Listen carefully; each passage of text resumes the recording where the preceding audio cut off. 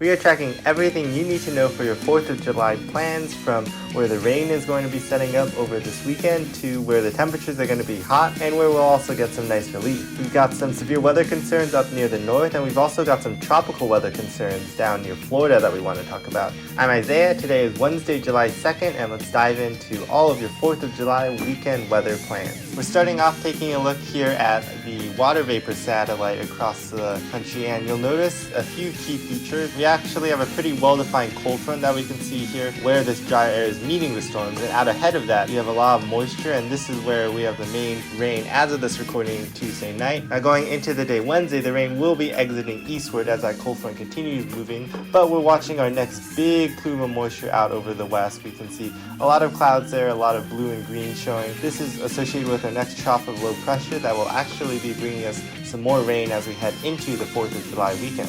Now let's check the weather pattern over the next few days. This map shows the pressure above our heads, way up thousands of feet in the atmosphere. The darker red colors show areas of high pressure, and the lighter colors show areas of lower pressure. So typically, high pressure leads to hotter and drier weather, while we're looking for these areas of low pressure to bring us storms. Notice as we go through the day tomorrow, this is on Thursday. This right here is a trough of low pressure that brought our cold front, that brought the storms today that are clearing off the east coast. But we have this another trough of low pressure that's forming off to the west, and as we continue through, notice that the trough of low pressure to the west will be moving eastward. So as we get closer into Friday and into Saturday, we can see that we have this dip in the jet stream here over Minnesota, the northern plains, back into the northern Rockies, and this is our next area of rain that we're going to be watching for the day on the 4th. So let's start off big scale with our precipitation map. We'll just go through the next few days, and notice as we go through the day Wednesday and Thursday, we have some of that rain lingering off the east coast into the Carolinas, parts of the southeast. We also have a lot of moisture being fueled up through the Rockies. This is in association with our next area of low pressure that is forming, and as such we'll see some rain across Texas. We'll see some daily monsoonal rain across the desert southwest, the Rockies, the Four Corners. Continuing on into the day Friday, the rain off the east coast starts clearing to the south, so we start getting more of a focus on Florida. Here we go at the start of Friday. We could have some rain along the Rockies up into the Dakotas. Friday morning will start mainly dry, but as the day gets going, that's when our storm action ramps up. So this zone right here and this zone right here in Florida, and then across the northern plains, those are the two areas that I'm most concerned about storms for the 4th, potentially interrupting firework plans. Meanwhile, the rest of us, especially in the middle, eastern, southern, along the west coast, most of us here will say dry, so that's some good news there. Zooming on in a bit specifically to the northern plains, I wanted to take a look at what things might shape up for you. So areas from Minnesota to the Dakotas and Canada, as soon as Friday morning we could be seeing a few showers, but the activity will really come later on in the day. Keep in mind that this model is not that high resolution. This is the GFS global model, so everything's a little broad brush, but as we get into the afternoon,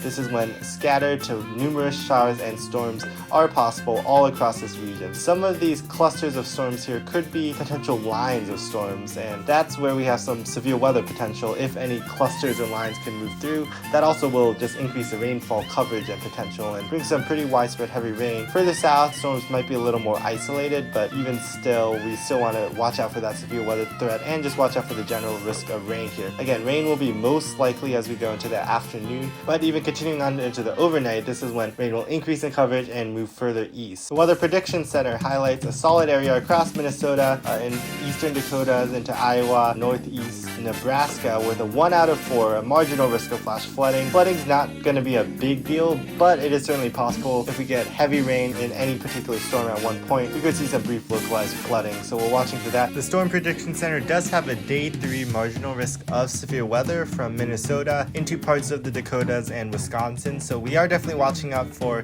that low-end threat for some hail or wind. We'll be tracking this over the next few days. It is possible we get an upgrade as we get closer to the event, but it definitely doesn't look like any major severe weather outbreak. Taking a look a little deeper, something that we can look at when forecasting potential severe weather is the CAPE. This is the convective available potential energy. This is basically thunderstorm fuel and energy, and the higher these values are, the more energy there is for thunderstorms to take advantage of and potentially be severe. So this is on the day Thursday, out ahead of Friday, and notice we got some pretty big CAPE compiling here, especially in some of these purple colors. This is 3,000 to 4,000 joules per kilogram, which means we have a lot of energy. Anything above 3,000 is a lot of energy and fuel for storms to work with. As we go into Friday, we get a lot of these darker colors, 2,000 to 3,000 joules per kilogram. So this is certainly enough energy for storms to be severe if they form. Some of the other ingredients in that atmosphere might not be perfectly lining up, but we can't rule out a hail risk and a wind risk. Even a tornado threat is possible. Again, it's still a few days out. We'll nail down the details in the next few days. Just want to be on the alert. So the northern plains can expect some rain, but the other area that I did want to talk about is the southeast US, especially Florida. Y'all are in the gun for some pretty wet weather over the next few days. Here's a GFS model, and I'm going to actually start today on Wednesday and just run through the next 3 days to emphasize that we have just a lot of tropical moisture in the area, and as such, we're just going to get repeated rounds of rain. The weather pattern setup is we have a stalled front here that's just not moving. It's just staying stationary, and what that's doing is providing a focus point for repeated rounds of rain over and over these same areas. Continuing on to Friday, this is actual Independence Day. As we get into the afternoon, notice scattered to numerous showers and storms, tropical in nature, will be possible. So it's definitely going to be a wet one down here. You might unfortunately have some rain canceling some of your 4th of July plans. We actually have some more flooding concern though as well down here in the Sunshine State.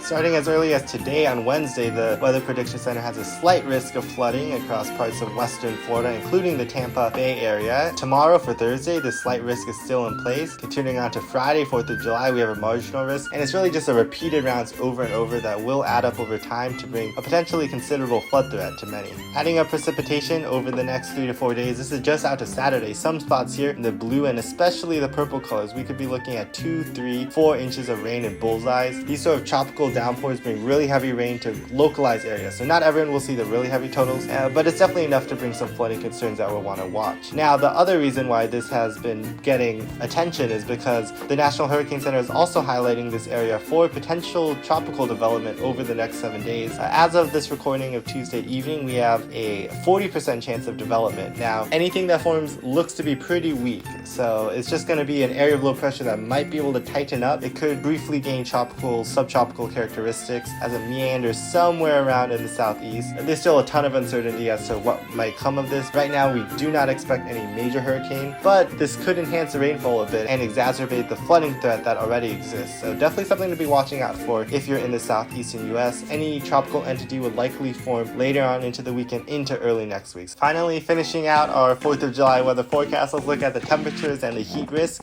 This is the National Weather Service heat risk, and the yellow color that's widespread across the country just shows minor heat, which means typical summertime weather where it'll be hot, but nothing dangerously so, nothing like that crazy heat wave we saw last week. Going into tomorrow for your Thursday, we do have some areas of higher heat concern across the northern plains. So the Dakotas, Minnesota, we can see some of these darker shades here. This is some above normal temperatures. This is some of that thunderstorm field that'll be taking place on Friday. It all comes in the form of hot temperatures. For your actual 4th of July, notice that we do have this pretty expansive area in the northern plains into the Midwest where you have some elevated heat concerns. It doesn't mean it's going to be super hot, but it'll definitely be hotter than average and noticeably warm where if you're not paying attention, the heat could creep up on you. So make sure we're staying weather aware for that. We also got some places along the south, pretty typical this time of year to get some heat concerns. One noticeable exception though that I'll come back to a little, but look at the northeast. We got no heat concerns here, especially in interior New England. We got some cooler air moving down. Let's get an overview of what temperatures might look like walking out the door for any firework plans. Notice in the morning, we're starting off in the 60s, even upper 50s here in interior New England. Also some cooler air along the west coast where we have some 40s, potentially lower to middle 40s in some of the higher elevations of the mountains here. Most of us though will be warm, humid in the 70s. As we go into the afternoon, some of the hottest weather will be down here, down toward the coast. You know, the swath of 90s, middle 90s. It's going to be pretty humid, pretty typical and seasonal. Here's that other stretch of heat concern that was highlighted by the National Weather Service heat risk. Notice mid 90s across Iowa, Missouri, Illinois. This is pretty unusual. This will be the hottest 4th of July in a while for some, including Chicago. So want to just be mindful of that. Otherwise, largely 80s dominate. But then notice the northeast. This is the one spot that I'm pretty envious for. We got upper to middle 70s. That's what some of these orange and yellow colors mean for your high temperatures. So that sounds pretty incredible. We also got a lot drier air moving in, clearing out some of the humidities. Hopefully that y'all can enjoy that. And then the southwest will be the hot spot as usual. We'll have some triple digit heat, but it's that dry desert heat. So in general, nothing crazy in the temperature department, but for most of us, it will still be hot. So make sure you're just taking it easy out there for your 4th of July plans. So just summarizing it up with your weather impacts across the country, this will be the main corridor of storms where we have some chances of rain, but the rain chances will really focus here across northern plains into Minnesota, northern Nebraska. So that's where the best chance of storms are, but we can't necessarily rule out isolated showers as far down as Kansas, Oklahoma, or into parts of the Rockies. We also have that tropical weather risk, that flood threat that's going to be over the next few days for Florida, including on the 4th, so it's going to be pretty soggy down there, unfortunately. The desert Southwest, that's going to be our hottest areas as usual, but we have some cool air into parts of the Northeast, especially interior New England, which is going to feel really nice. And then we just have this broad area of hot summertime weather in this kind of pale red color here. So again, the biggest impacts will be some of these storms and that flood risk, but in general, weather's not looking that bad for 4th of July. So no matter what your plans are, I hope you'll be able to get outside and enjoy it no matter what the weather is, and I hope you'll have a great weekend. We'll be keeping watching that tropical system near Florida over the next few days, as well as the weather across the country. Thanks for watching.